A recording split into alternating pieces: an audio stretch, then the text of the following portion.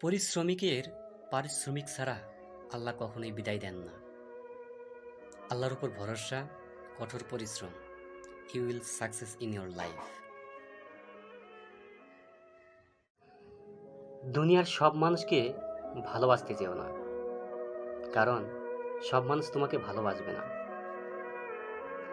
যে মানুষগুলো তোমাকে ভালোবাসে সে মানুষগুলো সবসময় তোমাকেই ভালোবাসবে। তুমি যদি তাকে ভালো নাও বাসো তবুও তোমাকেই ভালোবাসবে। কিন্তু যে মানুষগুলো তোমাকে ভালোবাসে না তাদেরকে যদি তুমি মন প্রাণ উজাড় করে দিয়েও ভালোবাসো, সেই মানুষগুলো তোমাকে কখনোই ভালোবাসবে না। সো নিজেকে ভালোবাসো, আর যারা তোমাকে ভালোবাসে শুধু তাদেরকেই ভালোবাসো। একটু দেরিতে হলেও বুঝতে পেরেছি কিছু মানুষ আমাদের ভালো দেখতে পারে না।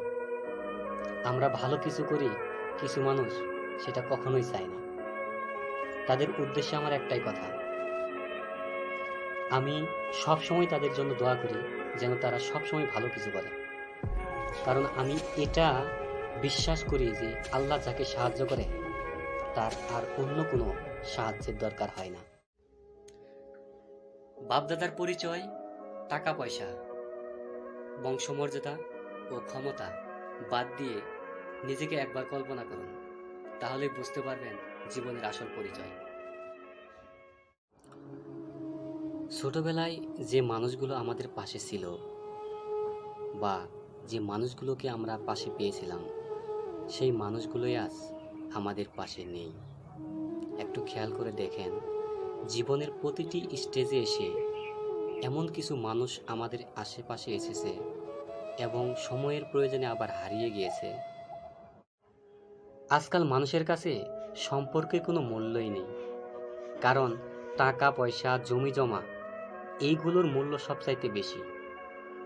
আর এই টাকা পয়সা জমি জমার জন্য যদি ভাইকেও পর করে দিতে হয়, মা বাবাকে পর করে দিতে হয়, বোনকে পর করে দিতে হয়, তাতেও তারা কোনো আফসোস করে না।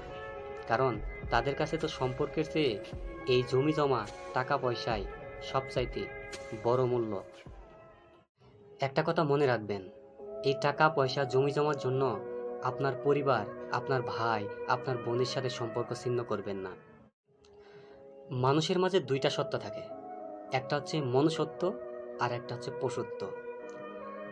আমরা এই মনুষ্যত্বকে বিকশিত করার জন্য লেখাপড়া করে থাকি, শুধুমাত্র পশুত্বটাকে আমাদের দেহ থেকে দূর করার জন্য।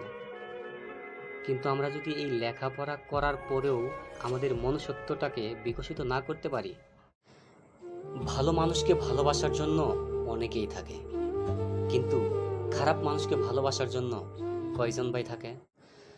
প্রত্যেকটা মানুষের মাঝেই ভালো কিছু গুণ থাকে, কিন্তু আমরা সব সময় খারাপ গুণগুলোই তুলে ধরি।